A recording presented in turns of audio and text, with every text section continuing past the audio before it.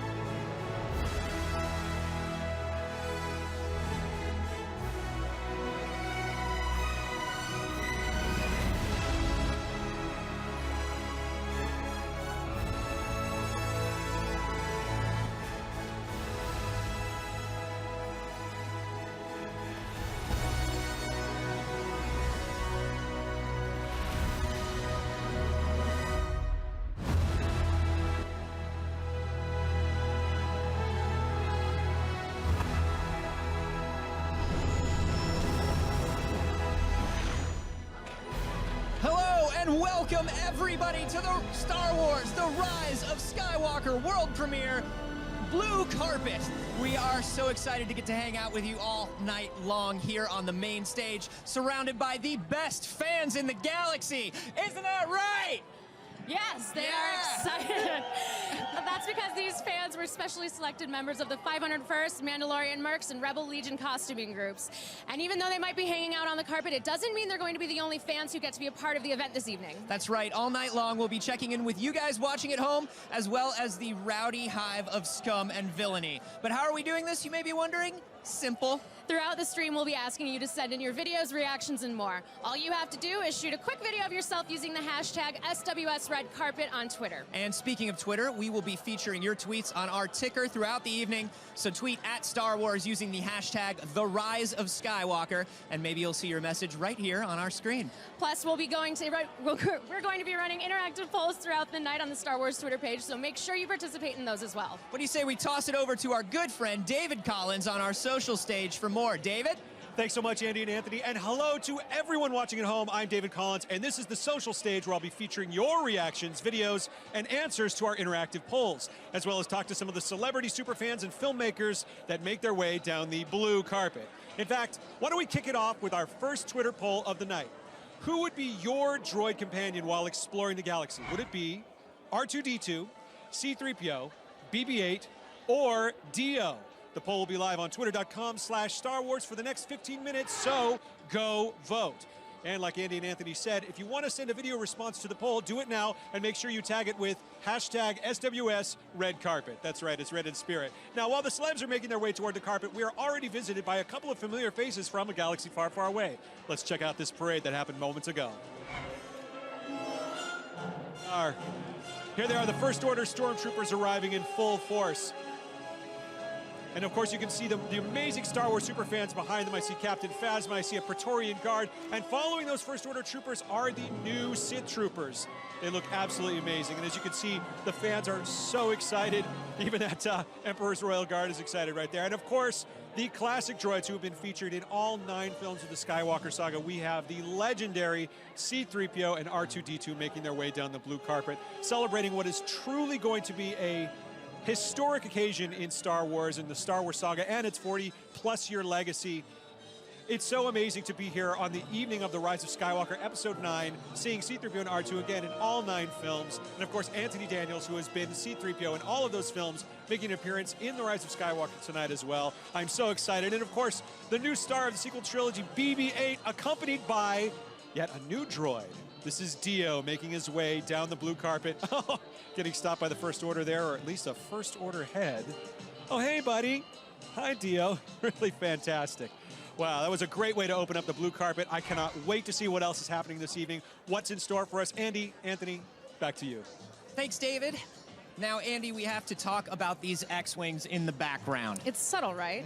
And not at all imposing over our shoulders all evening long. But what I really want to know is how they got there in the first place. Well, lucky for you, we're going to show you exactly how those X-Wings ended up in a tent inside the middle of Hollywood. Ooh, can't wait.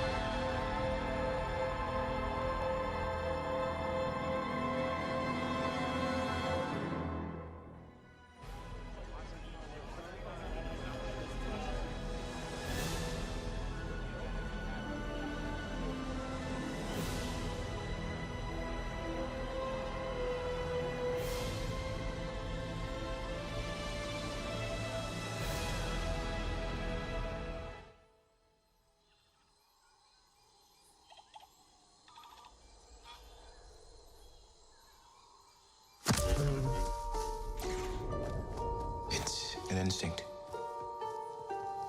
A feeling.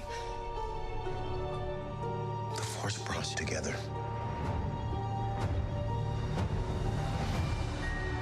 We're not alone. Good people will fight if we lead them. People keep telling me they know me. No one does. But I do.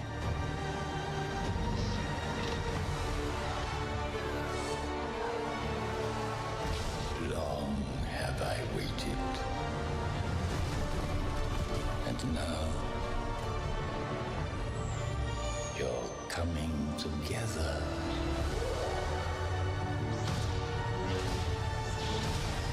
Is your undoing.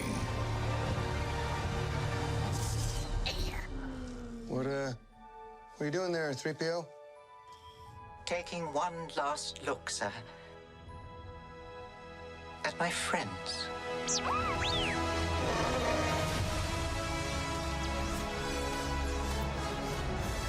Confronting fear is the destiny of a Jedi.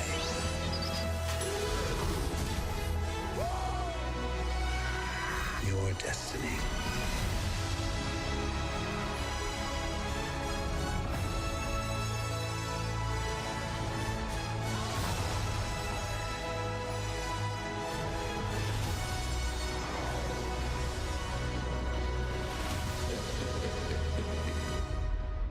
The Force will be with you. Always.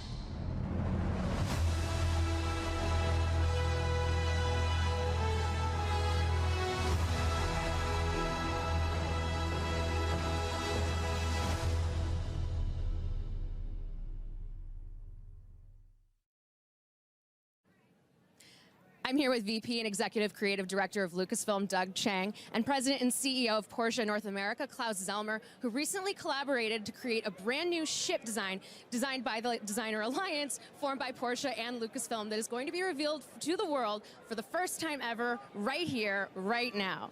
Now, can you tell me a little bit about the Designer Alliance? Yeah, no, when I first heard about this, literally about 2 months ago, it was the most exciting idea for me because I've been a big fan of Porsche, and the idea that we could actually merge Porsche with Star Wars to design a brand new spaceship was just an opportunity that was too good to pass up. Yeah, they both have beautiful, iconic elements in them. So what was the process of creating this ship?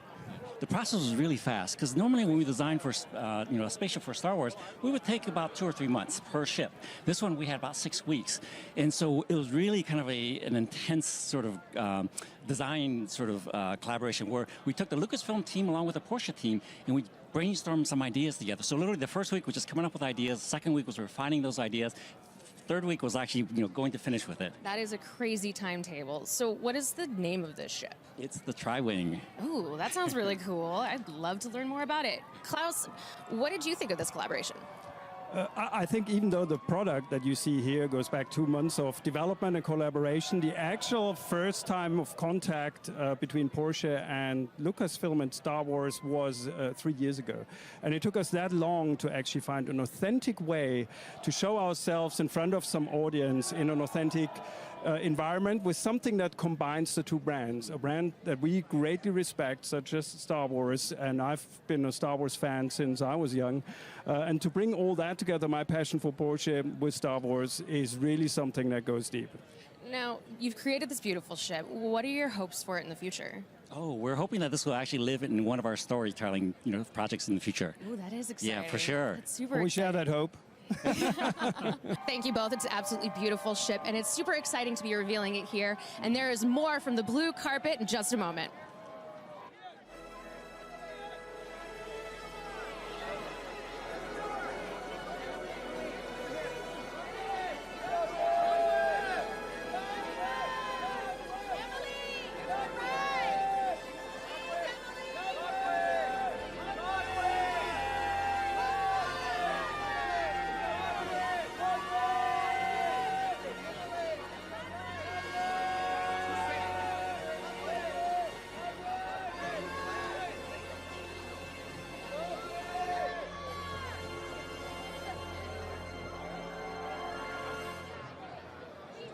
There are some amazing Star Wars props all up and down the carpet tonight. And of course, there are some amazing Star Wars props all throughout history. They are unique, they are valuable, they are wonderful. Well, we managed to con the Lucasfilm archivist, Madeline Burkett, into letting us put our grubby little paws all over some of these brand new, wonderful, valuable, screen-used props from Star Wars: The Rise of Skywalker. I don't know how we did it because I rarely wash my hands. Check this out.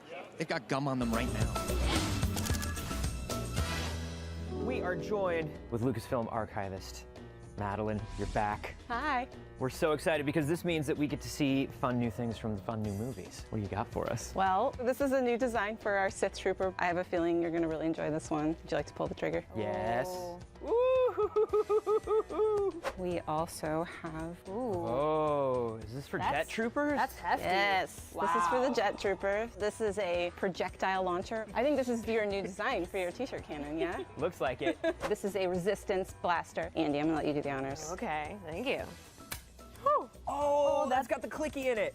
That's satisfying. This is Janet's blaster. It's got like an old 1900s blunderbussy, steampunky thing going with it. Another character that we see in The Rise of Skywalker who is an oldie but a goodie. I have a feeling you're gonna figure it out. Lando? It's for Billy D. It's definitely Billy D has touched this. Of course. Of course Lando has this. Look at the pearl on the handle. Mother of pearl inlay. Oh yeah. So the next item might be one of my favorite props from this film. This is Lando's cane.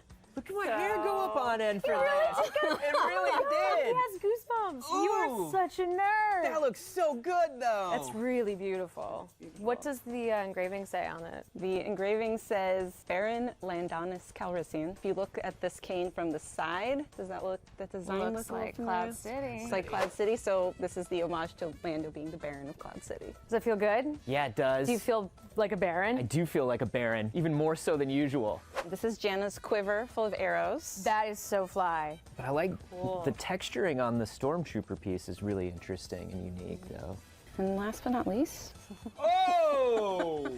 Goodness me! Wow. this is a heavy blaster for our Sith Trooper. So that's a very large weapon for normal-sized dudes. That's one way to end this.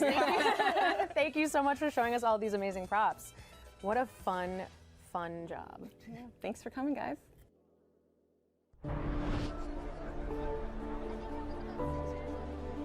I'm joined on the stage by my friend Dave Filoni. What a wonderful way to kick off the night. I'm doing well. How are you? I'm good. Excited to be here, as always. You've been kind of busy this year. We've got Mandalorian, which is now a couple episodes in, and it's a big hit. And we've got Clone Wars coming up next year. Is it kind of nice to be taking a back seat and just taking this one in? Love it. Absolutely. You know, the only thing that's better than making Star Wars is watching Star Wars. So that's what I'm here to do tonight. So I have to ask you about the child. I have to do it. It has to happen now that I have you here and I can have you trapped. Did you have any idea of how people would respond to him? Because it's been insane. No, I don't think you can plan for that. I mean, you just have to make something that you like and hope other people like it too on a simple level. And we all thought it was cute, but it's taken on a shape that I certainly couldn't have predicted. So it's pretty amazing. Now, you've got the Clone Wars coming back next year, which is super exciting, and I see a lot of the Clone Wars talent here in the crowd. You know, what's it like getting that band back together and getting all of these people back in the studio? It was fun. It was brief. You know, it was very brief, but it was very fun to do, and I think we all feel good about being able to wrap it up and finish the story, you know, on our terms, and I'm very pleased with how it's coming out. I'll actually finish it in a couple days. It'll be done. That's super exciting. Yeah. There's like no downtime at all. No, Mando and Clone Wars, and then that's Clone Wars will be done, so that'll be good. Then I'll focus on Mando for now. That's great. Well, it's nice to actually see you here because you've been so incredibly busy. Good to see you. I'm on a plane a lot, but it's good. It's all good. Awesome. There's so much more going on here tonight, and all the fans are having the time of their lives, but you too can be part of the action. All you have to do is submit a quick video of yourself reacting to what's happening on Twitter, tag it with SWS Red Carpet, and you might see your face on screen too. That white tent right there in the middle, that's part of the red carpet for the Rise of Skywalker. So I'm right here with friends from all over Asia, Philippines, Taiwan, Japan. We're here on the red carpet for the Rise of Skywalker, and we want to say, may the Force be with you. Resistance. This is it. It's almost time. People are starting to come in here. Who's excited because we are here for the red carpet of the Rise of Skywalker premiere.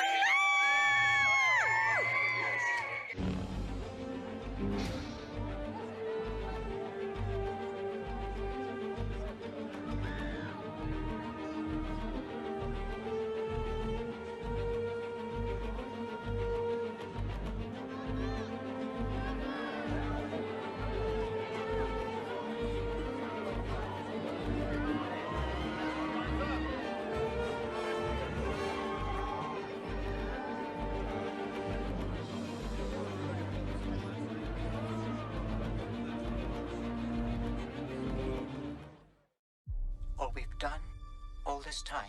What are you doing there, 3PO? Taking one last look, sir, at my friends. Confronting fear. It's the destiny of a Jedi.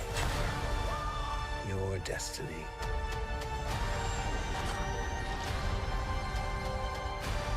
We're all in this. Till the end. Star Wars: The Rise of Skywalker. Tickets available now.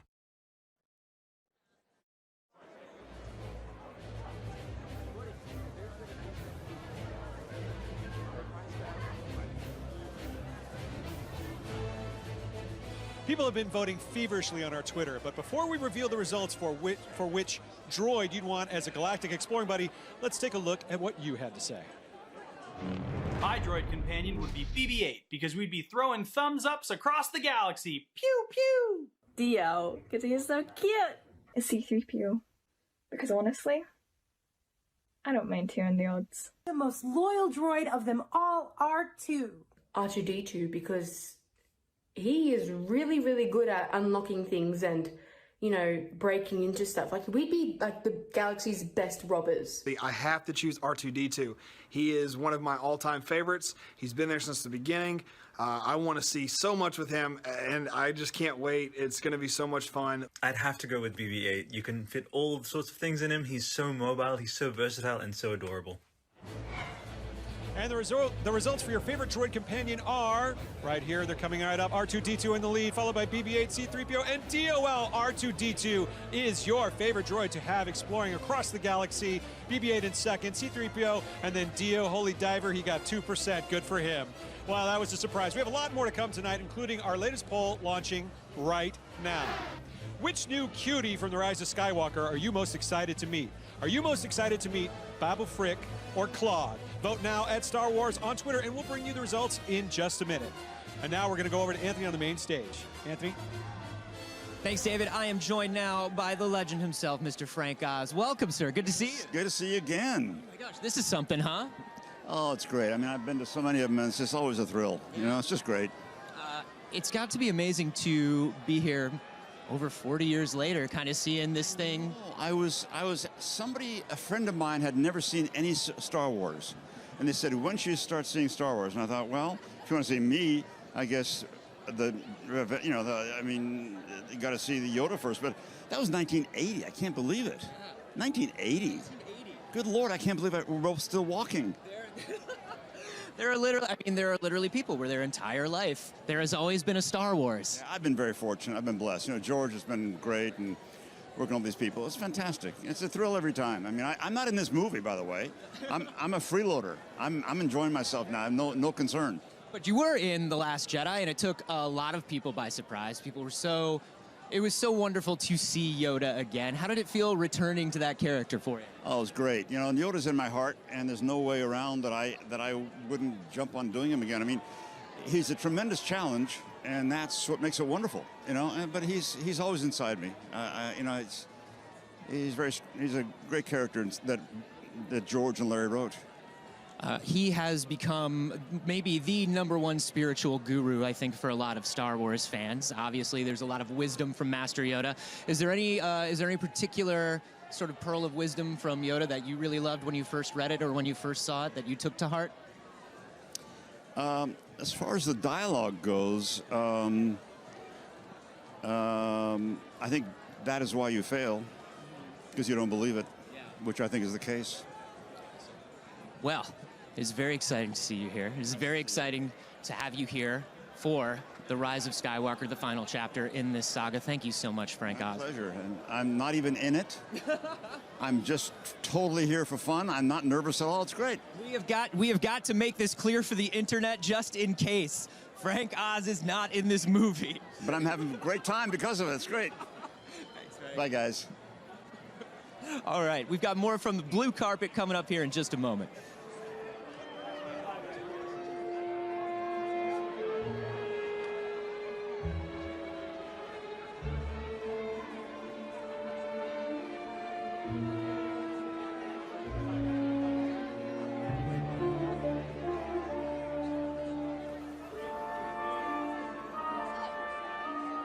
I am standing with the now legendary cast, some of the cast, the voice actors in Star Wars: The Clone Wars. It's so good to be here with Catherine Tabor, James Arnold Taylor, D. Bradley Baker, and Matt Lanter. Unbelievable. Well, first of all, thank you so much for taking the time to talk to us here. But I want to ask each of you, what are you most looking forward to seeing tonight in The Rise of Skywalker? I was the most looking forward, actually, to seeing you and everyone, and actually our friends that we've made over the years. So I'm excited about the movie, but like this whole process is probably the most exciting. It's like family. Yes. I'm excited to hear David Collins' voice in the film is what I'm excited about.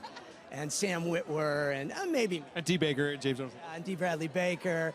But to be with all of us, I mean, it's such a great thing. And it's an amazing story tonight that we get to see the conclusion of, which is bittersweet. I don't know how I feel about that. You know? I just want to be surprised. Yeah. That's one of my favorite things about Star Wars when I was a kid, or Empire Strikes Back, or even the first Episode 4, is where I just didn't know what I was going to see. And it was a thrill to see something for the first time, and that's what I'm looking forward to tonight. What about you, Matt? You know, really, just new Star Wars content. I mean, there's so many specific things I could like wish for, but just seeing new Star Wars content is good enough for me. It's so much fun. Now, of all the hours spent in the recording studio, and of course talking to people like me about the Clone Wars, do you have some favorite memories from the Clone Wars that just immediately come to mind that you'd like to share? Anyone? Well, Yeah. I mean, really, as opposed to kind of piggyback on what Kat was saying, a lot of like my really fond memories of the Clone Wars is really not necessarily in the booth. It's doing other things kind of that we were all doing together, like maybe up at the ranch and, you know, recording some stuff or seeing some stuff and Making pasta in the ranch kitchen afterwards. You know what was awesome is seeing firsthand Ian Abercrombie, the late great Ian Abercrombie, become the most evil entity in the universe before your eyes. Such a kind, the because he was so sweet. Yeah. most beautiful, nice-hearted fellow suddenly just switches into this frightening, horrifying creature. I mean, that was amazing to see. Any other transformations that you've witnessed in the studio in terms of incredible performances on the mic? Well, Dee always was transforming into something, but these amazingly talented on-camera actors, and then Ashley as well, turning into voice actors that are just amazingly, you know, talented at what they do in voice now too. And that's been the beauty of Clone Wars. And the great thing is we really are a family. I mean, we really do hang out. We text each other. We're always talking to each other because of Star Wars. So that's the beauty of Star Wars, isn't it? Family. Absolutely, absolutely. And Matt, it was great seeing you in The Mandalorian recently on screen. Congratulations on that. I want to thank all you guys for stopping by and talking to us. Have a great time tonight. The cast of the Clone Wars truly is family. Family has always been an important part of Star Wars. Let's take a look back at the lasting friendships that Star Wars films have cultivated over the years. Star Wars. It means family.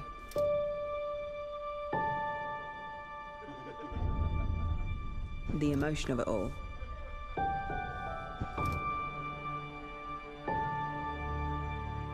Making a film with people that you really love. And this is the last one. Like, it's crazy. What are you doing there, 3PO? Taking one last look at my friends. Roll cameras. The feeling on set is one of joy. I really like with this film that we get a lot more scenes together, especially myself, Oscar, and Daisy. The dynamic between us three is capturing some of that spirit of the original films. It feels like kids going on an adventure. Cut. That was great. And then it was fun too, because I hadn't properly worked with Oscar before. And he and John are hilarious.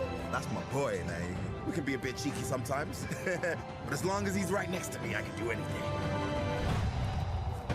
Backwards.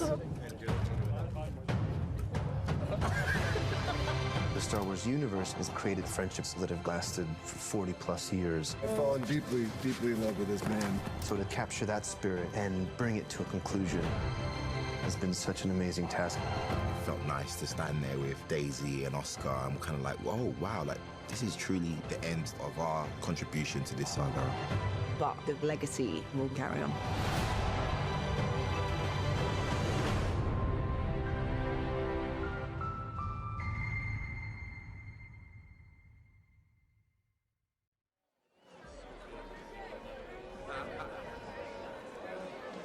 I am here on the blue carpet with Taron Killam. Taron, thank you so much for taking the time to talk to us. David, it is an honor to be here with the host of my favorite podcast, The Soundtrack Show, with David W. Collins. Look it up. It is informative. It is joyful. You won't be sorry.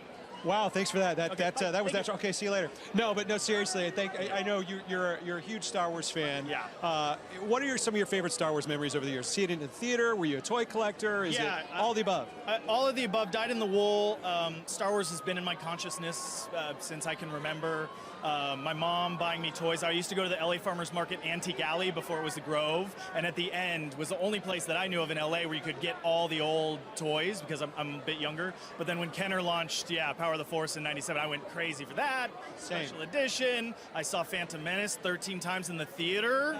I would come here and hang on Hollywood Boulevard and just like hang with the fans because it was such a fun event. So this is so cool to see the end of the Skywalker saga. It's an honor to be here. here. Now, of course, your time at Saturday Night Live was amazing. We love the work you did. Of course, we love the Matt the Radar Technician sketch as well. Was Star Wars just a constant conversation between the creatives that are there? Because there seems to be a universal language when you're making art and you're an actor or a writer, performer for a living. Yeah, there was a strong contingency representing, led by myself and Bobby Moynihan. I think we pitched a Star Wars sketch every other, if not every week. And we just did voices as stormtroopers on an episode of Rebels. Amazing. Yeah, which was incredible to do, where they actually copped the Matt the Radar Technician. Star Wars Resistance. Resistance. I knew I'd put my foot in my mouth. And Resistance. Both great shows. Which just aired. I agree. Yeah, exactly. Just seeing the voice cast of Clone Wars was insane. That was so cool. Isn't that cool? Well, Jared, thanks so much. And we'll see you in there. Yeah, it's great to talk to you. May the Force be with you. Yeah. And we're going over to Anthony on the main stage. Anthony? Thank you, David. I am here with the Emperor of the Universe himself, Ian McDiarmid. Welcome, sir. It's good to be here. Thank you. This is pretty wonderful. I mean, obviously, this is something that people have been waiting such a long time for. You have been in 6 of these things. How does it feel? I have, yes. And I've just turned up tonight to see if I'm in this one. Yeah. There were some hints, maybe. There were some hints. There were some hints. Yeah, JJ dropped a few. I didn't exactly say no when I was asked certain questions, but I haven't seen the movie myself. Really? So I cannot be cross-examined in detail. Okay. Well, here goes all my cross-examination questions. I'll ask you this. How was the experience for you on this one compared to the other Star Wars that you've been in? It was completely different. Different director. Wonderful director. JJ, who just pouring with enthusiasm and creative intelligence. Enormously exciting to work with him. He's great fun. And before it was George, of course, who is an equally intelligent, exciting, challenging director. They're completely different styles.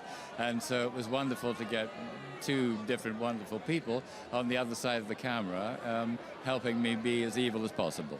And the Emperor is just so brilliantly and wonderfully evil.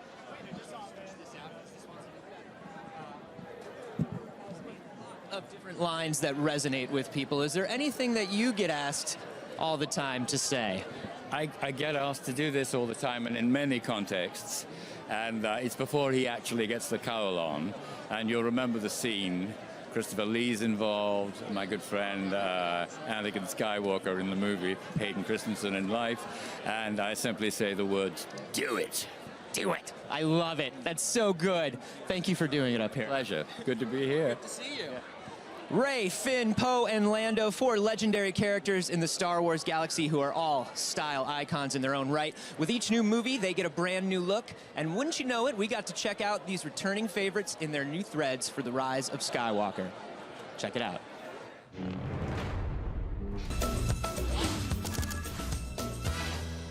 So we're standing here in front of some of the new costumes from The Rise of Skywalker. Can you show us around their new wear? Sure. You want to start with Rey? So this is Rey's new look that we see in The Rise of Skywalker. Obviously, she's still wearing her wrap dress and her obi belt, but then the white hood is an homage to Leia. The arm wraps that she wears, these are actually leather this time. This has got to be so much faster. Slide it right on. Let's move on to Finn. Yeah. It's kind of like the first look we really see Finn wear, that he's coming to his own, and while he's still wearing a jacket that's a little bit of an homage to the jacket that Poe gives him at the beginning of The Force Awakens, it's still his own design. The pants have details in them that are riding pants. If you're riding a horse on top of a Star Destroyer, these are what you want. Fashion, man. Fashion. Let's talk about Poe. Because Poe is vastly different. I feel like everybody looks more breezy and comfortable this time. Got nice breathable linen. Yeah, some breathable linen, but some super tough leather pants. And a great man bag. Snacks are key. Snacks. Snacks. Let's talk about the return of the Baron. So this is Lando's look. The yellow shirt, the teal lining inside of his cape. His weapon is in a front holster that is an homage from Return of the Jedi. Because he's got to show it off. He's got to show it off. Because it's beautiful. Yeah. And this is a silk cape, wool pants, silk top, nothing but the best. Nothing but the best. Leather belt, of course. He's older now. He knows how to spend his money. You know what I mean? He spends it on high quality fabrics and not quantity of capes.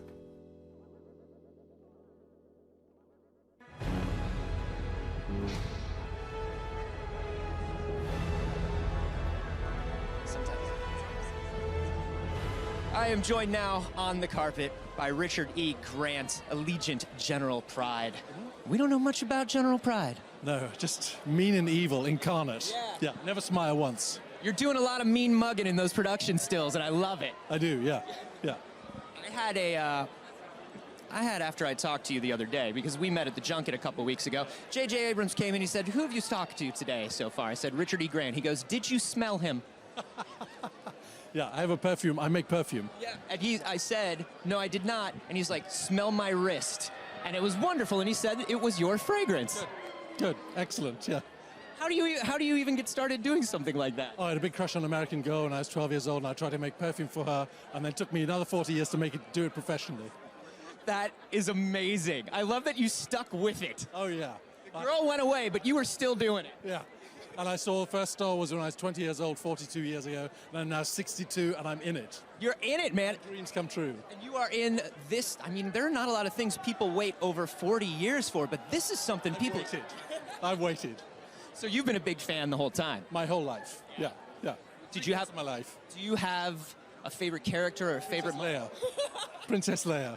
Yeah, hands down. And I love Carrie Fisher. I got to know her when I did my first movie here in Hollywood in the 1990s with Steve Martin, so I'm so thrilled that I'm in her final outing in this movie as well.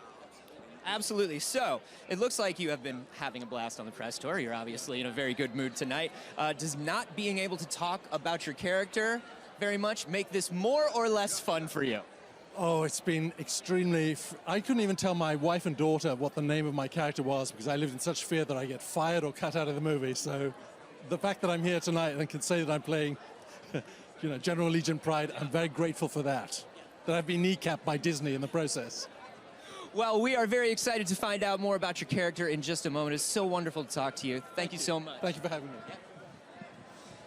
There is so much going on the carpet tonight.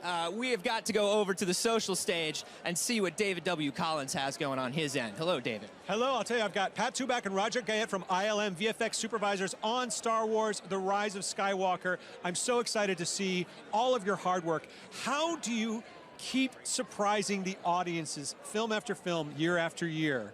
That's what we're trying to do, of course. I mean, we're actually very excited to see it all together tonight too. It's been an incredible experience, and of course, so many of the ideas in the movie come from JJ and the writers, and they've just got fantastic imagination.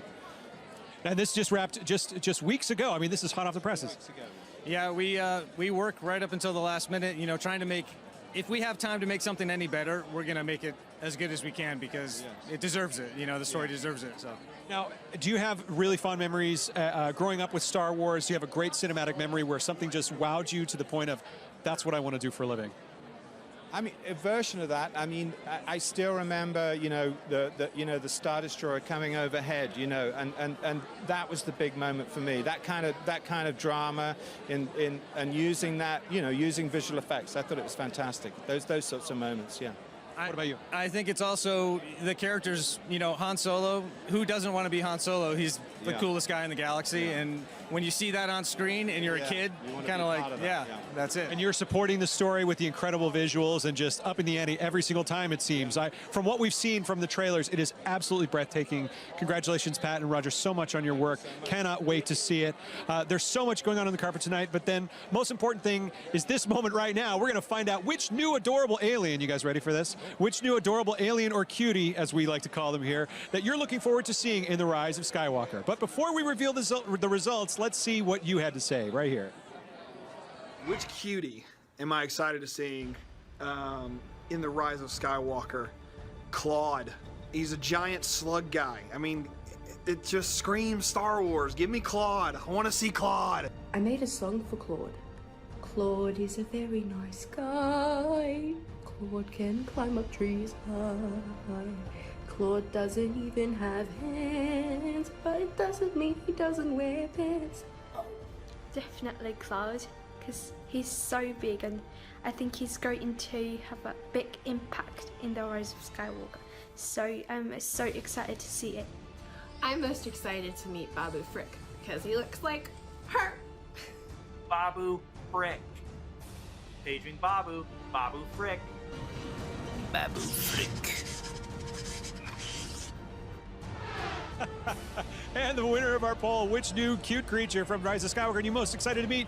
Babu Frick with 65%. Well, that's not surprising. He looked incredible in the trailer, but hey, there's some love for Claude as well. But before I leave, Star Wars just launched its newest poll on Twitter. Which character are you most excited to see? Rey, Kylo, Finn, or Emperor Palpatine? Voting is open right now, and keep on tweeting your reactions using the hashtag #TheRiseOfSkywalker to participate in our ticker, or send us your response on video using Twitter and the hashtag SWSRedCarpet. Over to Anthony on the main stage.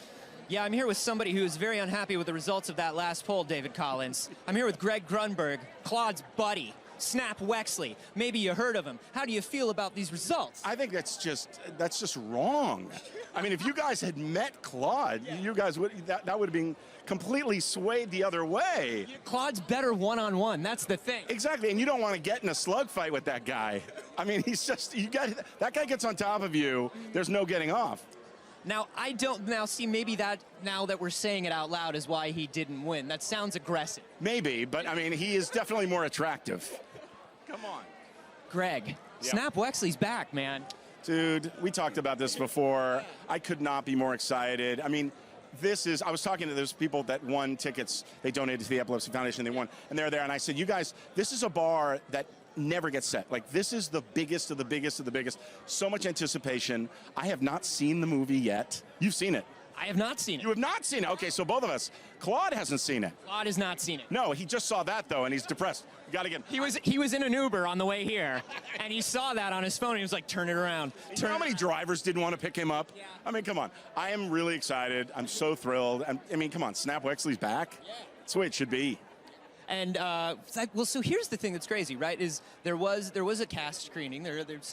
Some people have seen a little bit of it or seen cuts of it, but you still don't know how much Snap is in there. Yeah, I wasn't available, and you know, JJ's my best friend, so. This time around, he hasn't even let me see anything. He's like, he'll tell me, oh, God, greatest thing we cut today, and Marianne and I did this and that. But I haven't seen anything. So my son works at Bad Robot, and he sees or hears, you know, through the walls. He's like, I heard rumbling. It sounded really good. I'm like, what is that? But he's really excited. We're all thrilled to be here, man. I love that. I love the idea of there being a conspiracy started by JJ at Bad Robot. Maybe your son's seen the whole movie, and JJ's just like, you can't tell your dad anything. Don't tell him anything. That's all I need.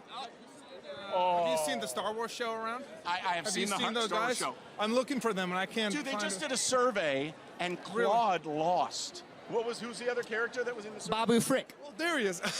Babu Frick, get over here. Babu Frick. What happened? Claude, who would you want to hang out with, Babu Frick or Claude? Well, Claude, he's a funny guy, so and definitely Claude. He's about your height. Exactly. Yeah. So we could look each other in the eye. Exactly. I love this guy. He comes up. This is what tall people do. No, this is what tall people do. They come in and they're just like, it's my room now. It's my stage now. You don't understand. No. Seriously, though, can I just tell you something about this guy? Yeah, we don't need you. I got to say, nobody... Every time. This happens to me every time. Nobody better. Get used to it, buddy. No, can I give you a little love right now? Seriously? Yes. Nobody better. Nobody more deserving. You are the greatest. By the way, online, the way you respond to fans, the things you send out, you're just the best, dude. He's the best. Thanks, Greg. Thank you, Greg. You are the best. I am the best, but I mean, this guy is just incredible. Greg is the best. Greg is the real Greg deal. is the best. Yeah. Snap Wexley's back. Returns. Exactly. But now you have to leave because apparently there's a tall person. Okay, good. Enjoy. Have fun. Look at how sharp. Well, look at this suit is from the future. Look at this suit. That is a pretty cool suit. I appreciate that. That is so cool. Bye, Thank Greg. you. See you, Greg. You, come here. We're going to tag out. All right. I love you. Hey. How you doing, my man? Good. Oh, man. Hi. I already ditched my heels, so this is going to be really awkward. I'm glad you have your own mic. It's so good to see you. So do you. That's an awesome suit. Thank you. So you're back. It's Chewbacca, and it's wonderful, and we're so happy to see you. Now, I have to ask, because Chewbacca has his lines written out in the script, right? So, what did it sound like when you would read your lines or speak on set? Well, it depends. If it's a short line, it's just a... But if it's something meaningful, I usually, because I know they will put over the Chewbacca bear sound effect, usually. Oh, so you're actively translating. Right. So I'm doing a version for my fellow actors to impress them. That's so kind of That's you. my goal. And sometimes I do Wookiee English, so sometimes I say, it's a nice party here. You know, so I say something like I don't know that. if I would be able to focus or just bust out laughing every time I hear you do It's that. difficult for everybody. Yeah, you would not be the first. So, you're obviously known for playing Chewbacca, but you're very tall. And do you get but since you're in the mask the whole time, oh my gosh, thank you so much. So much easier. Like this more? Since you're in the mask all the time, are you able to still go out in public, or do people just recognize you for being tall already? Not a lot of people recognize me, which is, I guess it's a great thing. But I mean, I take it either way. To people, I'm either, oh, that guy must play basketball, or that guy's Chewbacca. So, they're let's, right. It's all good. Now, what has been the most surprising thing for you in playing Chewbacca? Because I mean, you've been having such a fun time throughout this whole process. You know, your family's growing. You've got them here with you tonight. Is there anything that surprised you about these events?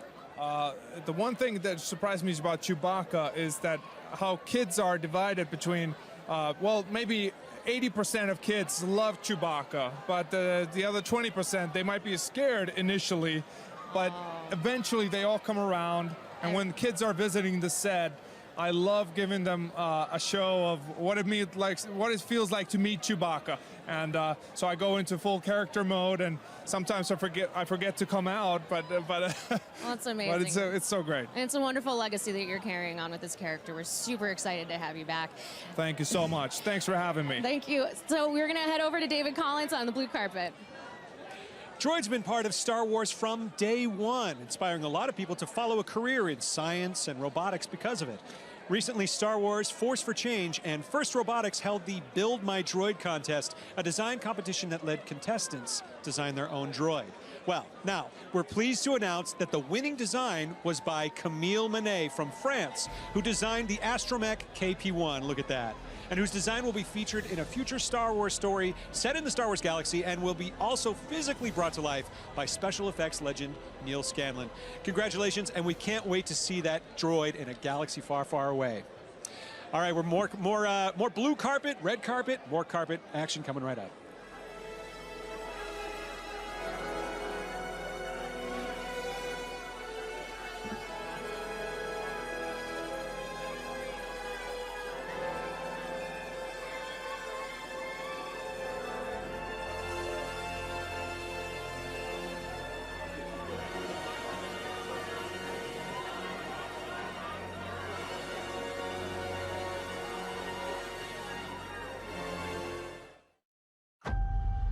We've passed on all we know. 1,000 generations live in you now.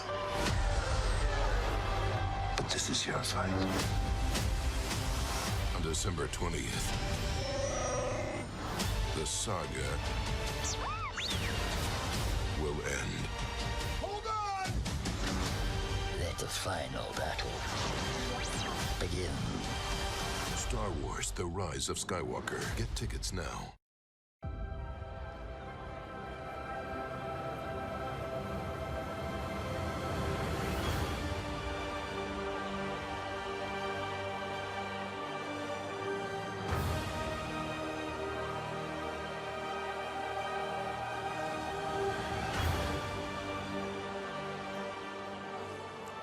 I'm joined here on the stage by one of my favorite people, one of the best people in Star Wars, Ahmed Best. Hi, how are you doing tonight? I'm very good, thank you. How are you? Doing well. It's so good to see you. See you too. So, you came to Celebration this year, and there was an amazing, amazing reception, and now you're here on the blue carpet with us, and you're returning to Star Wars in a different role. Yeah. Can you talk a little bit about what you have in store? So I'm doing this show called Jedi Temple Challenge, and it is aimed at kids 10 to 14, and it's really about how Padawans become Jedi. And it's this world that you don't really see in Star Wars. Yeah, we always see post-temple, and then, in the prequels, you saw the Jedi Temple in all its heyday and in all its glory. But we don't see the training. And some of my favorite parts of Shaolin Kung Fu movies was when they would go into Shaolin and they would do these tasks, and then at the end of it, they'd know Kung Fu, right? And Jedi Temple Challenge is kind of like that, but now it's the Force, and now it's Padawans becoming Jedi, and it's really exciting, and the kids are incredibly talented, and I'm told it looks good, so I'm happy about it. It's awesome. And you play, you're hosting the show, but you're as a Jedi who is mentoring these children. Now, there's a lot of Jedi in Star Wars. Were there any of the particulars that you took into, consideration or inspiration points? Yes. And I tried my best to interweave a lot of Jedi folklore into the character and into the show. So there are a couple, and I don't think even the guys who might be spying on us right now know about this, but there are a couple of things that I put into some of the things I say and some of the things I have and some of the things I do that will have direct correlation and tie-ins to Jedis of the past, the present, and the future. So I do a lot of Easter egg dropping. So if there's, questions that people might have about my character, even the name of my character has a folklore to it. So we're really creating that world of the Jedi Temple and how that Jedi Temple reaches as far forward and as far back as all the Star Wars movies. Well, we're really excited to have you back in Star Wars and to have you here at the premiere.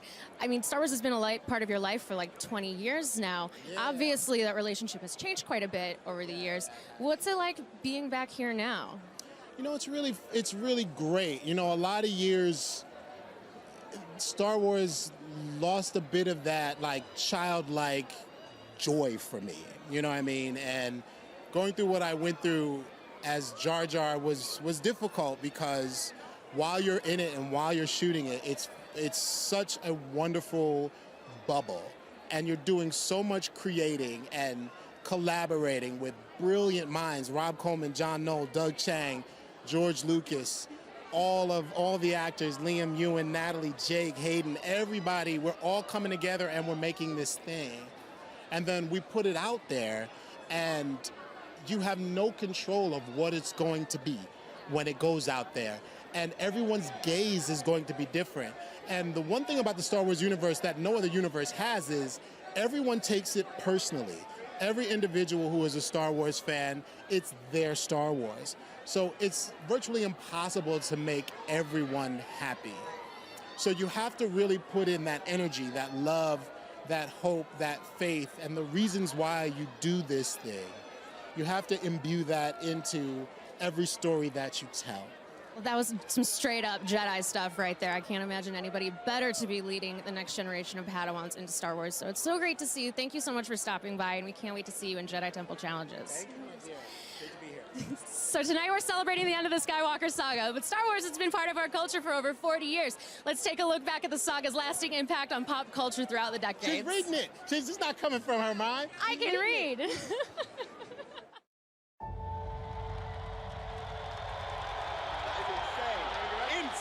The Star Wars phenomenon is captivating the nation with lights. North America's newspapers is none other than Star Wars Jedi. You can't run from Star Wars frenzy.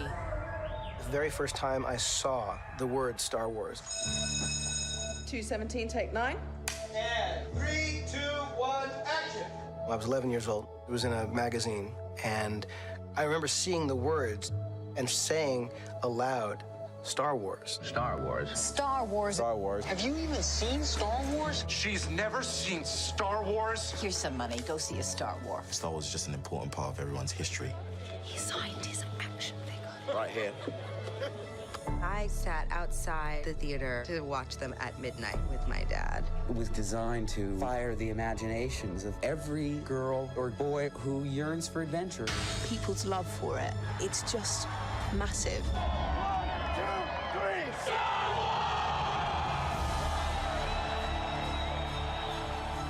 Wars! It's the event that has become a cultural phenomenon.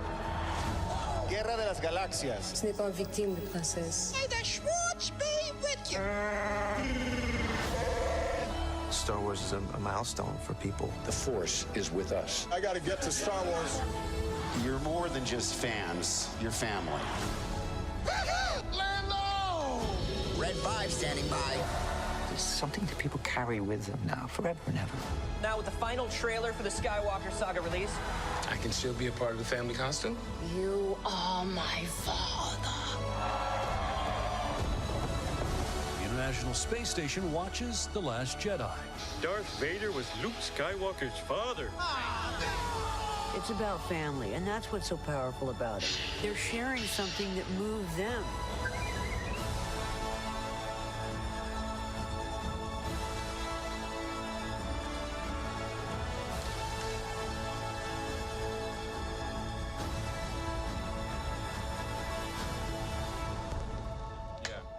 You're glad that you're finishing, but savoring every moment because you know it is the last.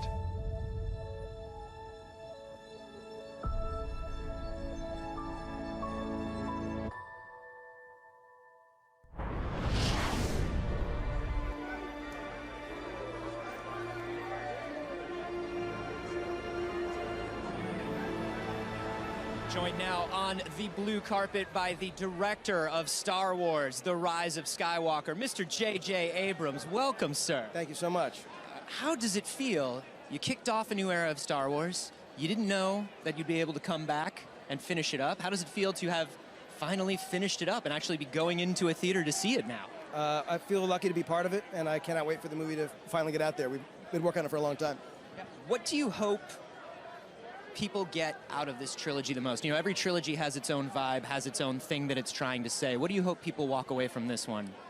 Well, I hope people feel better when they leave the theater than when they got there. And I hope they feel a version of that thing that I felt when I was 10, which is that sense of infinite possibility and just incredible, undeniable hope. That's a very close microphone, let's be honest. Sorry, I'll keep it right down. No, it's fine. No, it's fine. Okay. Right here. I'll keep it I was getting hungry. So what are you most proud of creating for this trilogy? What thing or detail or character are you the most like, I'm so glad I did that? I'm proud of the work that everyone did in the film, but I'm most proud of this cast. They are just an extraordinary group. And you also, along with this new cast that you pulled together, that you helped to pull together, so many of these classic characters and this classic cast, you got to round out their stories and tell the end of the stories of their characters. What was it like to work with Mark and Carrie and Harrison and work towards finishing up those character arcs? It was the best, and frankly, it scared me a bit because I felt like I loved this so much and these characters. I was a bit nervous that I'd get too close to it and leave not liking it anymore, and it was the opposite. I mean, everyone, especially in this one, getting to work as much as I did with Billy D. Williams, it was something special. Well, we are excited to see how it all comes together. We're excited to see how it all ends. Thank you so much, JJ. Thank you so much. Cheers. Appreciate it. All right, heading now to our social stage for more with David W. Collins. What's up, David? I'm here with the sound crew from Skywalker Sound on Star Wars The Rise of Skywalker. I'm always so excited to talk to you. Matthew Wood, Chris Garabosio, and David Acord. Congratulations on finishing up. How do you keep coming up with these new sonic surprises? It would seem to me that you've recorded pretty much everything on planet Earth at this point to come up with new sounds. How do you find inspiration when you're looking at the screen for the first time and you're creating those new sounds? David? Mars rover? Well, you only have to look at the past movies for inspiration. Ben Burtt is the cornerstone of the sound design pastiche of all of the entire. I'm going to use that in every. Everyone? Please do. Pastiche, yeah. I'm going pastiche. So really, it comes back to Ben. Ben is our inspiration for all things Star Wars sound design. So yeah, we had the opportunity to use some of the legacy sound effects in the movie, and also to expand on some of those legacy sound effects, but also to create a number of new, hopefully future legacy sound effects for I'm sure you will. I can't wait to hear what you've all done. Now, you guys are not just the sound crew on The Rise of Skywalker. You have been the Star Wars sound crew for all of these films over the past 5 years. How excited are you here to look back on the legacy of your work and celebrate it tonight? You know, it's funny, when we worked for George, we were doing a film every like 2 or 3 years, but now we've got 5 under our belt in the last 5, I think, right? Yeah. And it's crazy. It's been just such a whirlwind, but all of us together, I think that's like 75 years of Star Wars right here. So I know, coming together to do it is just, we had the best. I know the number keeps going up, but I think, we all wear a lot of hats to get the job done. We voice act, we do the sound effects editing, the design, the recording the actors. So all of it coming together is just it's a dream come true for us to be working on this. Do you get chills on the mix stage listening to all the elements come together for the first time?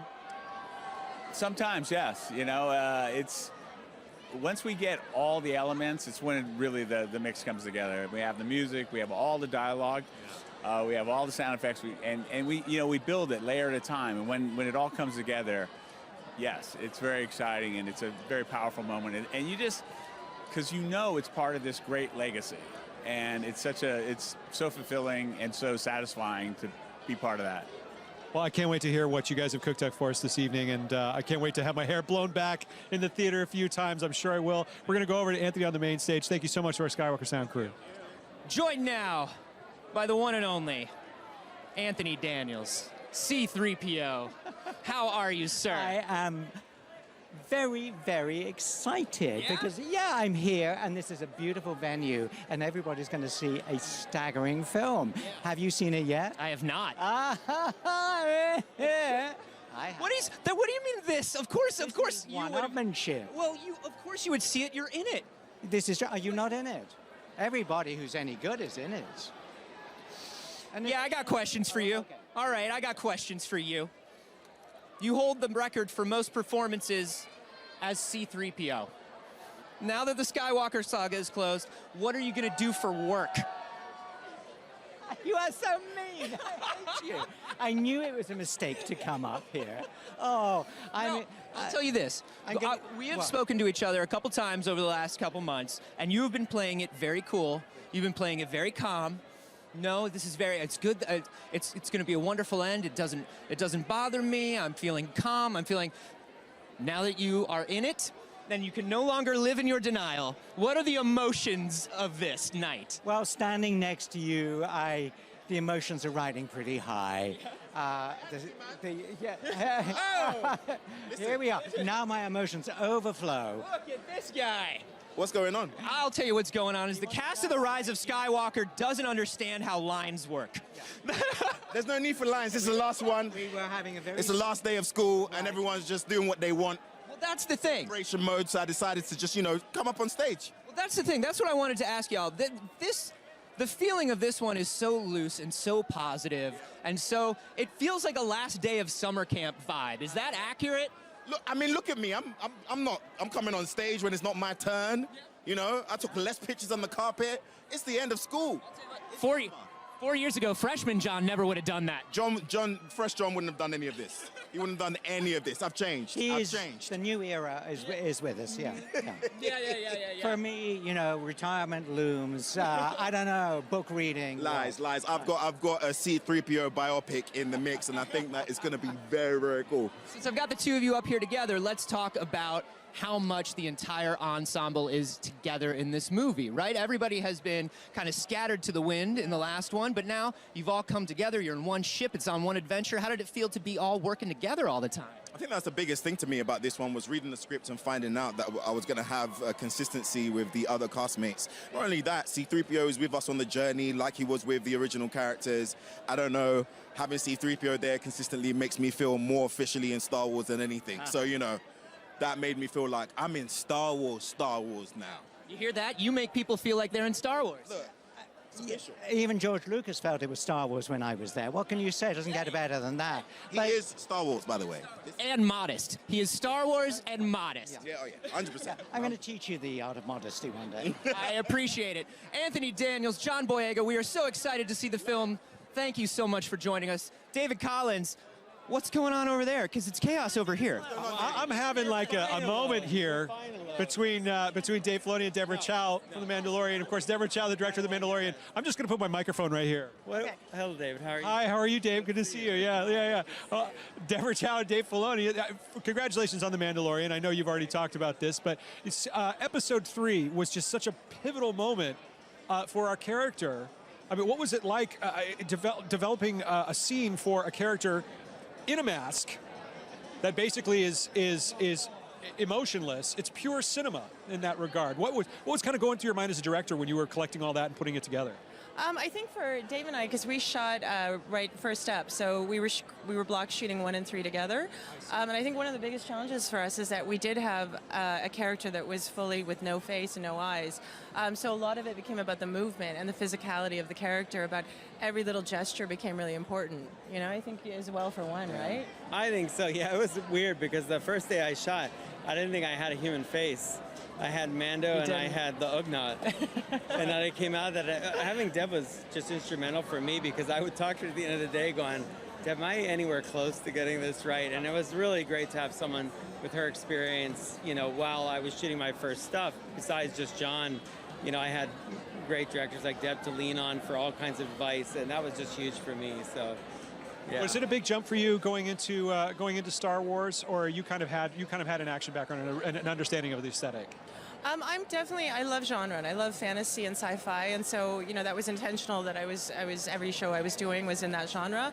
So I came from that, but obviously Star Wars is a different thing, and I think for me that's where when we were block shooting and through the course of the show is where someone like Dave is instrumental for me, because just having the canon and feeling secure within that any little question, because everything is so important, every detail. So having Dave there, and then also having John too, just kind of gives you a security that you can have freedom to play within that, Well, I got to tell you, there have been so many moments in The Mandalorian where I just jumped out of my seat and just loved it. Of course, the premiere episode 3, I was just blown away by. So thank you so much for that. I know where I've seen you both before. You're X-Wing pilots for the New Republic. Is that? That was not my idea. That was Dave's idea. That was a we were joke, not supposed to have dialogue. I was joking that wouldn't it be funny if me, Rick, and Deb did the X-Wing pilots, and John just took that as an audition, and he hung on to it all the way up to the day we were shooting it. I don't think the three of us thought we were going to do it. And then none of us were going to do it if one person bailed. So we all had to do it. We all had to do it together.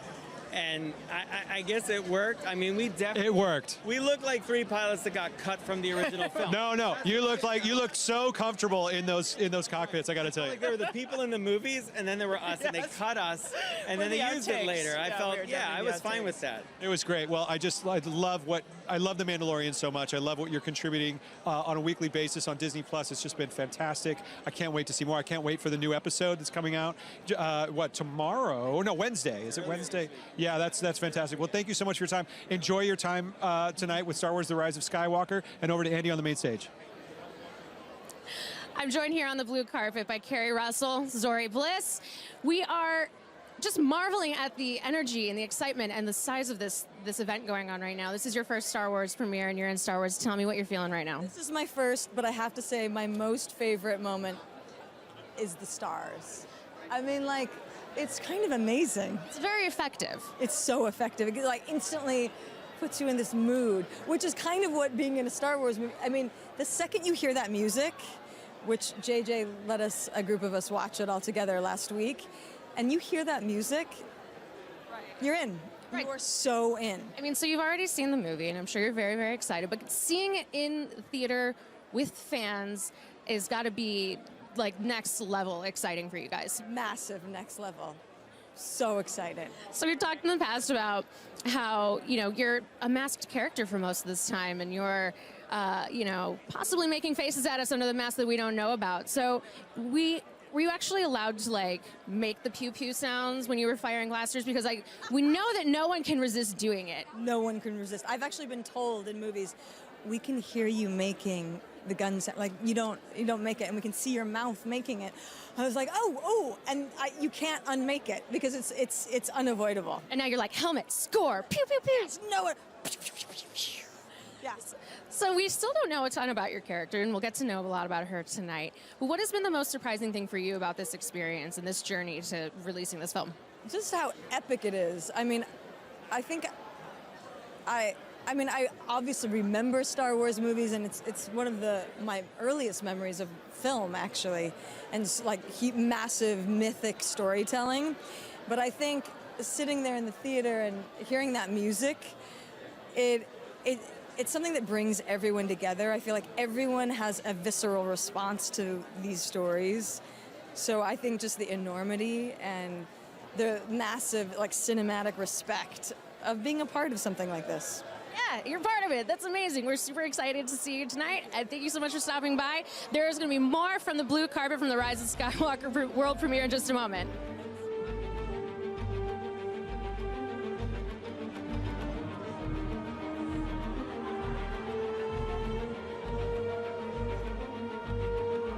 Confronting fear. It's the destiny of a Jedi. Your destiny. If this mission fails, it was all for nothing. We're not alone. Good people will fight if we lead them. Your journey nears its end. Star Wars: The Rise of Skywalker. Tickets available now.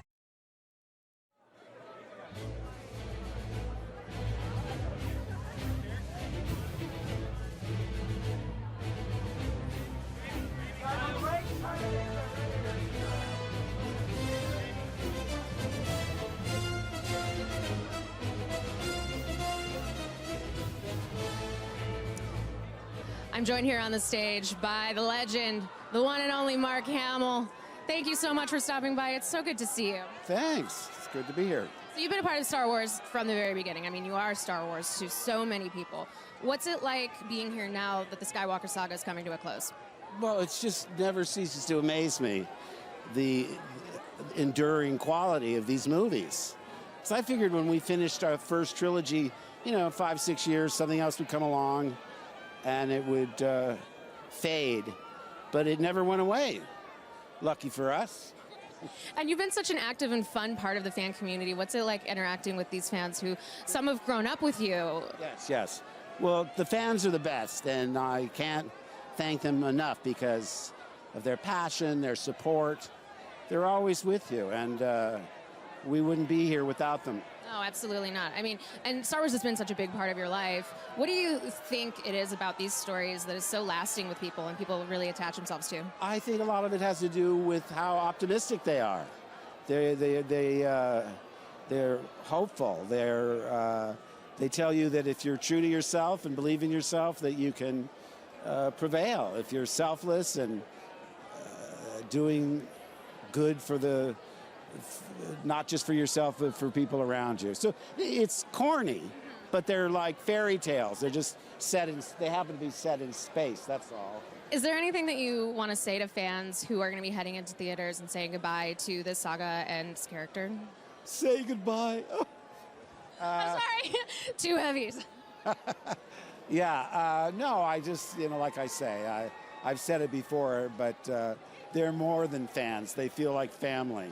So I hope they enjoy it, and if they don't, just keep it to yourself. All right? Well, thank you so much, Mark. It's so good to see you. And we're going to head back down to the blue carpet to talk to David at the social stage.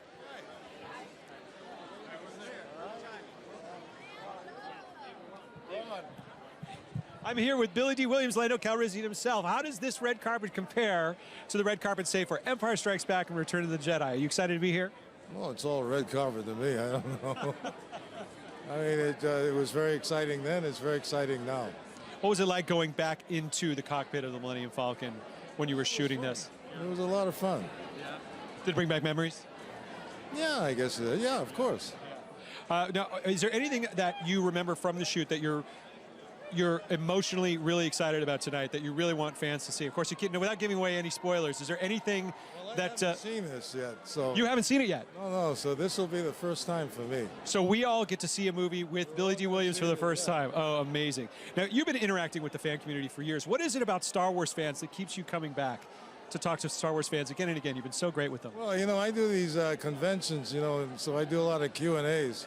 So, and it's always very interesting to talk to people from 40 years ago and up to now. Yeah. And I think the thing is, I was thinking about it the other day, I think what's interesting about the experience is that not only is it good action adventure stuff, but it addresses the dark side and the light side, good and evil, outside of who we are. But it also addresses the dark side and the light side within ourselves. For something that looks so fantastic, sounds so fantastic, it is deeply human and spiritual in that way, would you say? Very much so. Well, Billy D. Williams, it's always fantastic talking to you. I'm so excited to see you on the silver screen again tonight. Congratulations on what an incredible legacy you have, and this amazing 9-part saga. I'm so glad you're back. Thank you. Absolutely. Have a great time tonight. And hey, if I'm on screen, you know what that means. It's time for your poll results. And like always, let's see which character you're most excited to see in Star Wars: The Rise of Skywalker. And the official winner is... Let's see, do we have a poll? No poll? There it is. Excited to see in The Rise of Skywalker is Kylo Ren, because I'm very curious to see how he's going to lead the First Order as the new Screen Leader. Which character will I be most pleased to see in the final story of Skywalker? Who else? I'm looking forward to Rey, Finn, Kylo, and the Emperor. All of them. Don't make me choose. Obviously Kylo Ren, because he's awesome. I am most excited to see Palpatine, because he's just so deliciously evil. Definitely Kylo Ren. I love my girl Rey, but Kylo Ren's my number one. Kylo Ren. The Emperor. And let's see the winner of the poll. Which character are you most excited to see in The Rise of Skywalker? There's Rey, Finn, Kylo Ren, Emperor Palpatine with 43%. Wow, we have truly gone to the dark side. I am so excited to see Palpatine back in Star Wars tonight. Oh, as to be expected, quite frankly. He's such an incredible character. And now, the final poll of the evening, and this one is tough. Which side calls to you? The light side or the dark side of the Force? Get your votes in right now on our Twitter, and I'll be back in a few with the results. The fate of the galaxy depends on you. We're going over to the main stage. Hey guys, I am joined here on the stage by Kathy Kennedy, Michelle Rejwan, and a new face, but sort of a same face. Yeah, kind of a similar face. We've got a lot of twins in Star Wars. This is your twin sister, Connie. It is. My twin sister, Connie, and we were just walking down the blue carpet talking to fans, and they thought Connie was me. So I thought, well, we could get twice as many sides of this red carpet, blue carpet done. So I thought we should introduce Connie, so in the future you know who she is. So this is amazing. I mean, you've got a lot of power here. You could totally impersonate her. You just go around dropping spoilers or... Spoilers, Connie. Oh yeah, anybody wants to hear a spoiler, I'm the one to talk to. We're going to send them your way. Yeah. Just spill everything. So we're here, 5 years after oh my gosh, we're here 5 years after Force Awakens, and now we're seeing the end of the Skywalker saga. What's it like closing out this trilogy with this amazing cast? It's, I have to say, it's a mixture of emotions, I have to say, because we've had such an incredible time. It's just flown by these 5 years and doing these 3 movies, and to realize that we're completing the saga, and we're not finishing the Skywalkers necessarily. They could always, in one way or another, reappear, but for right now, it is bringing it to a close. I mean, Shelley, producing this film has been, a long project for all you guys. What's it like finally getting some closure on it and getting to see it with an audience tonight? Well, we all feel just incredibly proud what this cast and crew have achieved together. So to sit with an audience now and get to experience this movie is going to be a really special thing. I'm very excited about it. Connie, have you seen, she's told you everything, right? You were sitting in the screenings and... No, I know nothing. No spoilers, There's Connie. no spoilers. Nothing. And in fact, the audience tonight is the first audience, truly the first audience, that we've seen watch the film and will have seen the film. So it's pretty exciting for all of us. That's always got to be an amazing feeling, finally releasing it into the world. And we're really excited to see it. So thank you so much for stopping by. Can't wait to see it tonight. And all night long, we have been getting some great fan videos from everyone at home, even a few from fan viewing parties, but there's still time to get yours in. Head to Twitter, shoot a video of you reacting to the stream, what you like, what you're looking forward to, things you can't believe, answers to our poll questions, anything. Tag it with hashtag SWSRedCarpet. And like magic, your face might be part of the show. So I'm currently in Miami. I'm watching the live stream on my laptop. Really wish I was there in person, but I'm always going to be there at heart. So I'm very excited to see how this story comes to an end. I am so excited! It's so close! I cannot wait! Greetings from Malta, watching the red carpet in virtual reality. I am here on the blue carpet with Taryn Kill. And Taryn, thank you so much for taking the time to talk to us. I should be studying for finals. But they're so right. Star Wars is a family. And it's changed my life and meant so much to me.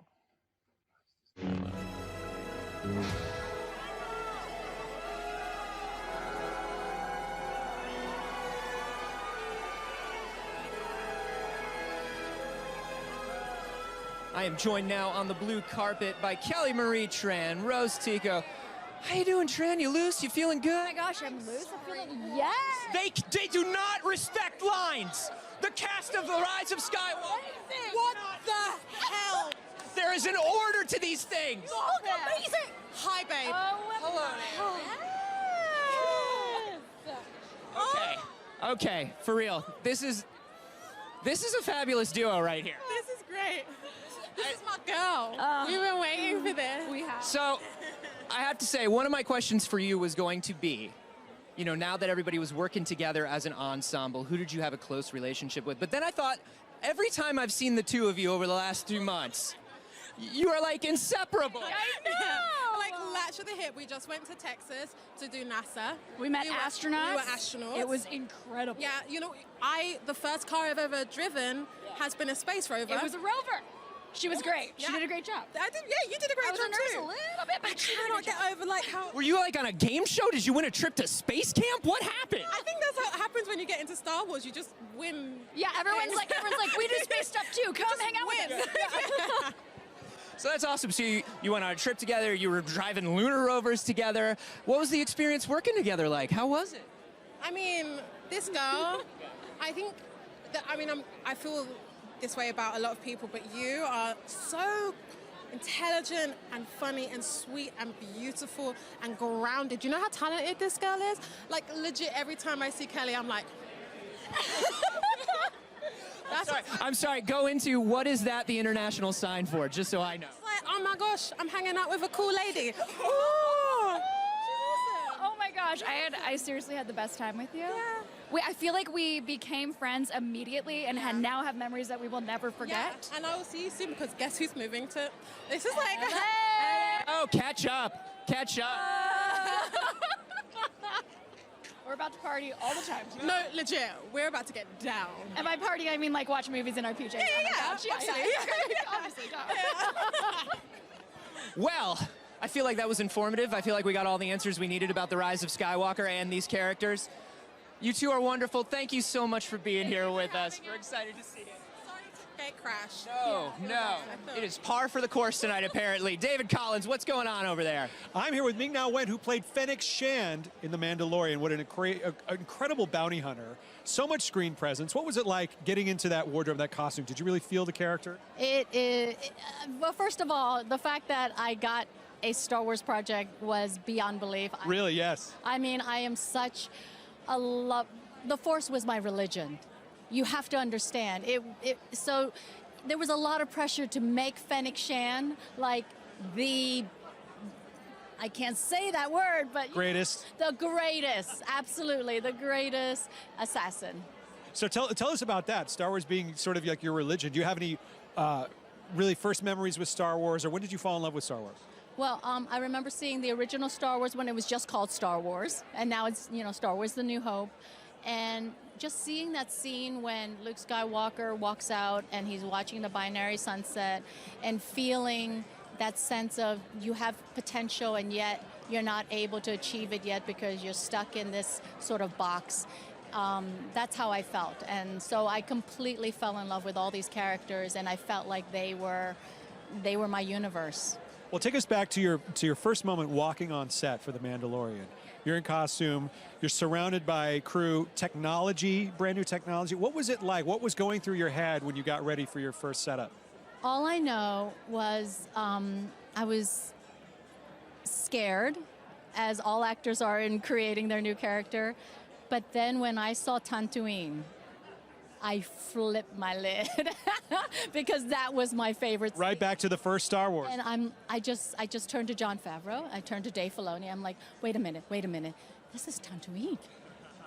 Why are we on Tatooine now? Because, the script is also very secret. Well, we can't tell you that, but right. Just aim right here. And It was absolutely amazing. Well, I loved it. I love Fennec Shand. It was an incredible character, such a cool character. Are you excited about this evening? What are you excited about most for what you've seen from The Rise of Skywalker? Well, right now, just seeing Mark Hamill walk by, Billy D. Williams walk by, Harrison Ford walk by. Never quite get used to that, do you? No, I don't. Haven't even seen the movie yet, but I know I'm a huge fan of J.J. Abrams and all the actors that are in it, and I know it's going to be phenomenal. My bar is set really high, and I know they'll surpass it. Well, congratulations on The Mandalorian. Have a great time tonight. We're going to go over to Andy on the main stage. Andy? I'm joined by Dominic Monaghan, Beaumont, Star Wars The Rise of Skywalker. Welcome. I feel welcome.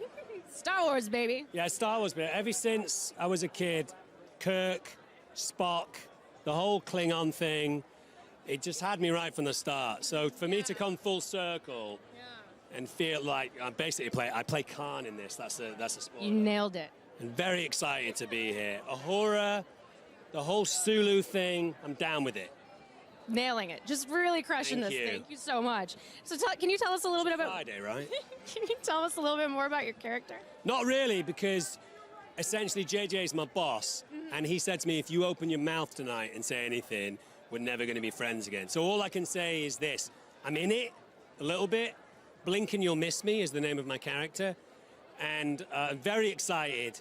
And I think I get a chance to shake hands with Captain Kirk at the end and say, well done, you used a phaser and you killed the bad guys and all that kind of stuff.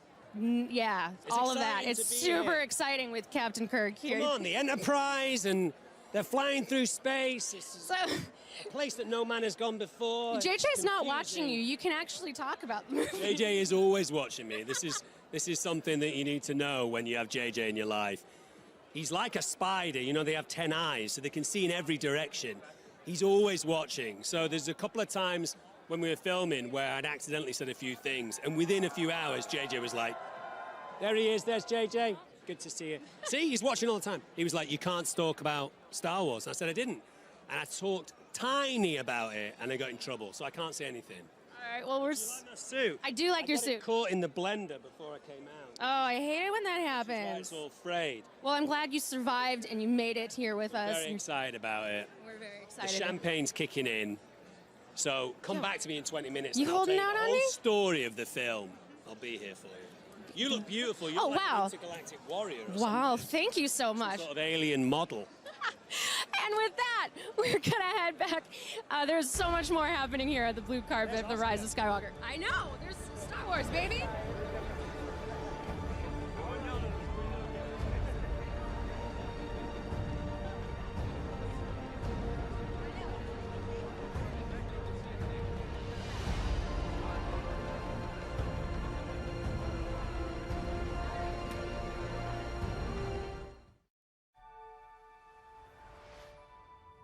Confronting fear.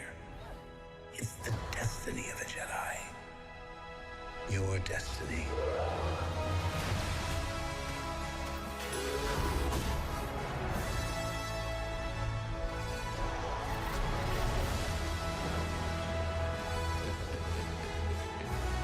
The Force will be with you. Always. Tickets available now. The Rise of Skywalker is welcoming a bunch of new characters to the Star Wars galaxy, and with it, a whole new bunch of awesome costumes. We were lucky enough to check out these costumes up close and personal. Check it out.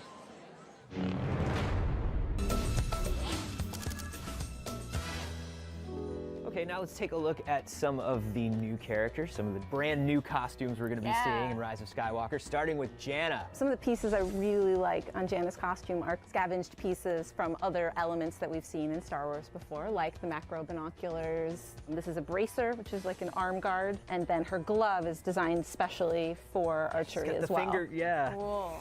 A lot of great leather work on Janna. This texture is so cool. Pants are very on trend. Well, compared to completely exposed legs, we've got some new armor. Segway master. Sure do. This is a Sith trooper. While they're about the same height as a First Order stormtrooper, their build is meant to be a bit more compact and lean. I feel like having worn the old classic chest armor, this looks like it would be easier to eat lunch in. Probably. It's funny that you actually say that because this piece is called a cuirass, and this is the chest and shoulder piece, but then this piece here, the torso armor, is actually made out of a slightly more malleable material to actually make it marginally more comfortable for the people wearing this Less costume. uncomfortable. Yeah. This is the Jet Trooper. Tell me about this. This is actually an homage to a Ralph McQuarrie production painting. And this propulsion logo, because this character has a jetpack built into the back armor, since it is the actual back armor piece that attaches to the chest plate, it actually takes a Phillips head screwdriver to actually keep the actor wearing the suit. So in order for it to attach, They have to be like, Oh yeah, you can see up there. they're really like in it. They're really in it. And then one other little detail that I really like on this suit are these fins. Oh. The arm fins and then the ankle fins. Well, Madeline, thank you so much for showing these off. We are very excited to see more of these costumes in The Rise of Skywalker. Always nice having you guys here.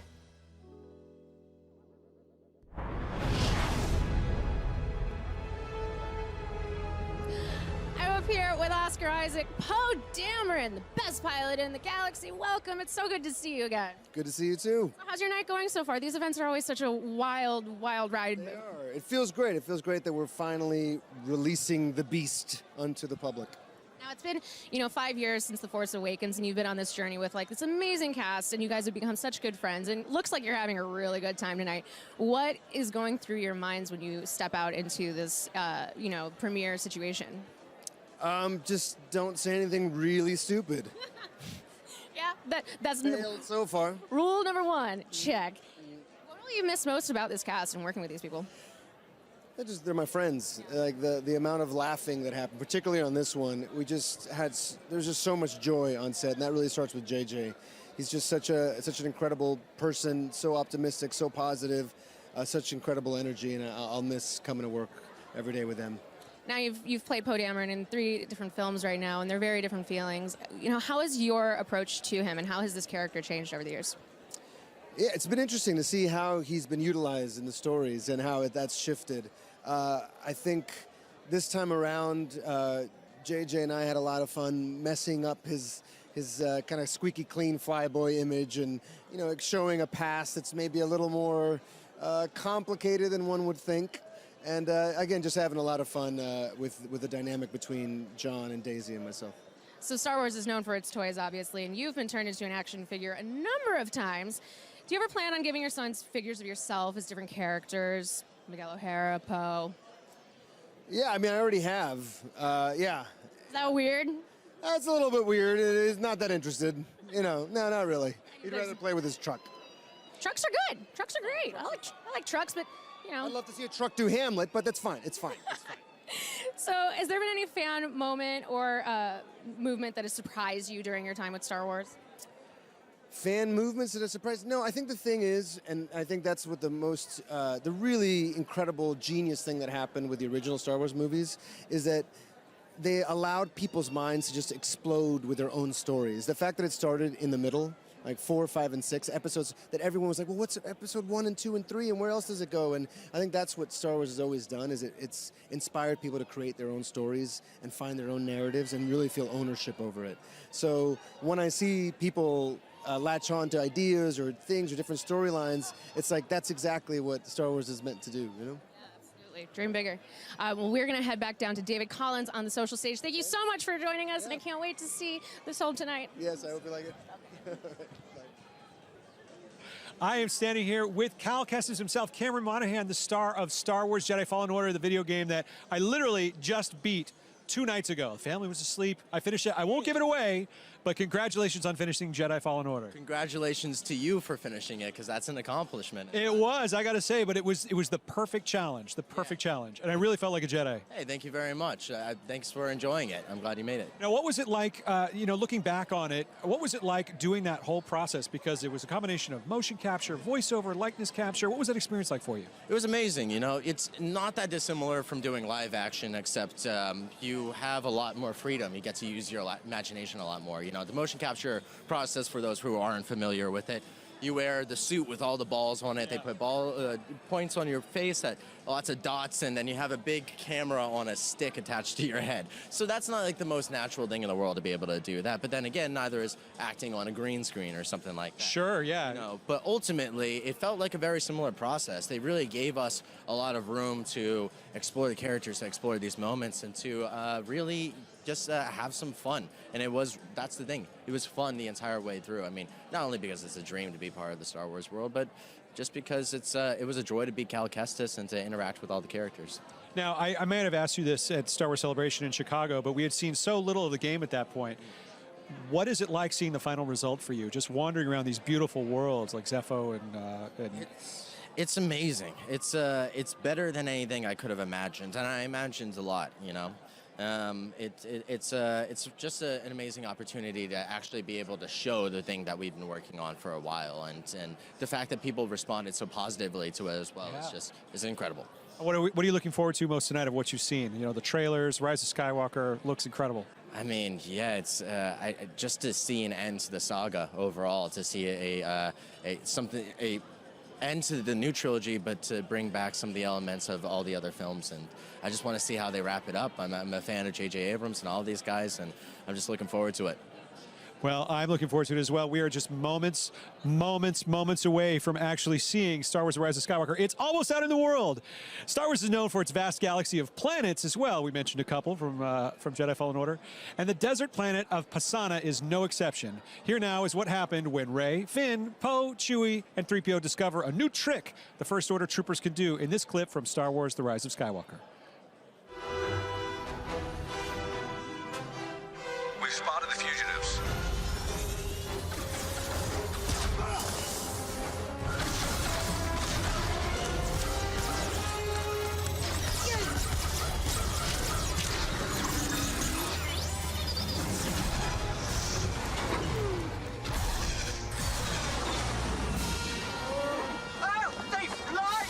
They fly now! They fly now!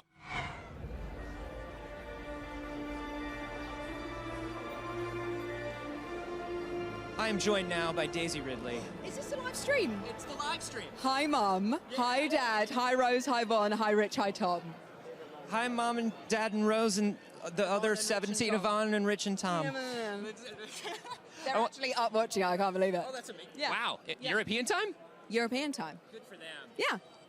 That's a good group. Yeah. Thank you.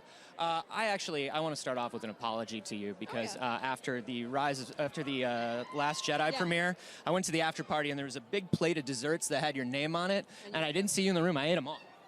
Mother. I didn't see you, and they looked delicious. There were 2 macaroons on it. I think I went back and had a bowl of pasta at the hotel.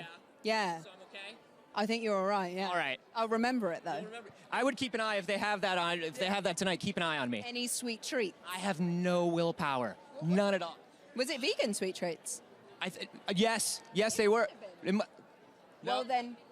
Oh, maybe you didn't eat them because they weren't vegan. There you go. Maybe I saved your life. Maybe you did. You saved me from all of the perils of dairy. Let's talk about The Rise of Skywalker, and we know that's the title of the movie because it's on the prompter in front of us. It is. It was right there as we were coming in, just in case you forgot what it was called. Tell us a little bit about how Rey has changed, and also like how you've changed. You've been playing this character for a good chunk of time, and you kind of grew up playing it. Are there any parallels between how the two of you grew? I think I feel a bit more confident. Like I feel more like, centered in my body. I guess she feels a bit more confident. It's sort of been like a life imitating art thing. And also, when JJ wrote The Force Awakens, he'd already obviously written the script with Larry, but what we were doing, helped that along. And I would say that probably happened a bit in this. But Rey is still incredibly earnest. Yes. Good. Yeah. That is what we love about her. Yes. Is there anything, now that this is wrapping up and ending, that you would like to say to the fans or to the audience as we go into this final night here? I would say that in this dark and divisive time in the world, films like this really matter. Star Wars has mattered to people for 42 years. I think there's a reason it's endured. And we really hope that everybody feels good leaving this film. And maybe when you leave the theatre, why don't you talk to the person next to you? Say hi, Let's have a moment of connection. Love it. Yeah. Daisy, thank you so much. Wonderful to see you. Let's head over to David Collins on the social stage. You know what's most important about this evening? The results to the most hard-hitting poll of the night. Which side of the Force calls out to you? And the winner is going to be revealed right after we see what you had to say. I guess you can say it's a little of both. The dark side, because we have chocolate. Which side do I choose? Sorry, Jedi, but the path that calls to me is the dark side, because a little darkness never hurt anyone. Except Anakin. And Kylo Ren. And Darth Maul. Light side or dark side? It is. That's my answer. May the Force be with you always. Well, which side has the best desserts? My guess is the dark side with dark chocolate. Of course, the light side, because whenever I feel sad and down, Star Wars is always there to lift me up. It's the light side of the Force. I've always wanted to be a Jedi. I wish I could go to the Jedi Temple. We choose the light side! Yeah! I take the Force the way I take my coffee, on the dark side. Wow, I do not believe this. According to our highly scientific social media poll, the majority of the internet has chosen, so relieved it's the light side. Oh, you didn't let us down. Oh, thank you, Star Wars fans. Thank you, universe. 54% for the light side. The winner has clearly been chosen there. Well, this has just been an incredible, incredible night. I've had such a great time here. I wish we could convey, I hope we have conveyed the energy in this room to all of you watching at home tonight. It's been this wonderful feeling of celebration, of camaraderie, of celebrating something that we all love together. We had some great moments here with the Clone Wars cast, of course, with Dave Filoni and boy, all kinds of people. I'm so overwhelmed, and I'm so excited to see what we're going to see tonight. I can't even keep it straight. But I cannot wait for more Star Wars tonight. I cannot wait for the final chapter, for what is about to be coming to the world, Star Wars: The Rise of Skywalker, here at the world premiere. Had a great time. We're going to go over to Andy and Anthony on the main stage. Thank you, David. The action is winding down here on the red carpet, which means we need to get inside. But before we go, we got to talk about some of our favorite moments from the night, because it was a very interesting night. I mean, as always, these live premieres are always so crazy, and you never know what's going to happen. Yes, we know now that the cast of The Rise of Skywalker They do does not wait their respect turn. lines. That's fine. They do not wait their turns. But the energy here has absolutely been amazing. And we want to thank all of you fans that participated in the show tonight, as well as everyone out there who watched at home. Thank you so much. That's right. We simply cannot do any of this without your support, and I've said this at every single red carpet. I will say it again tonight because it is 100% true. Star Wars fans are the best fans in the galaxy. For real, seriously. And I'm sure that we'll see them all in theaters watching the Skywalker saga come to a close on December 20th when Star Wars: The Rise of Skywalker opens. But for us, it starts right now, which means we got to wrap this up and get to our seats. On behalf of Anthony, David Collins, the entire cast and crew here, thanks for watching the Star Wars: The Rise of Skywalker world premiere red blue carpet live stream with moments powered by Verizon 5G. And as always, may the Force be with you. We did it.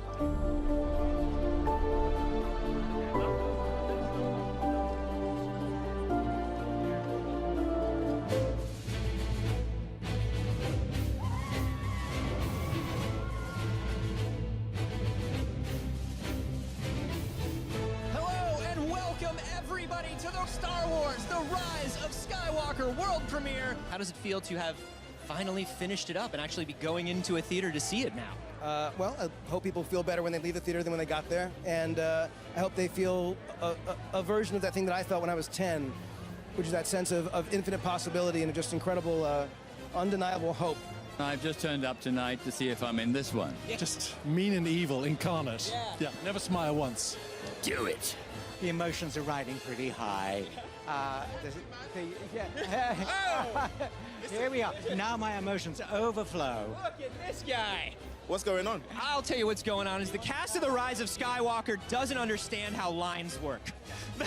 There's no need for lines. This is the last one. We were having a very... It's the last day of school, and everyone's just doing what they want. Well, that's the thing. Celebration mode, so I decided to just, come up on stage. This is a bar that never gets set. Like, this is the biggest of the biggest of the biggest. So much anticipation. You're just the best, dude.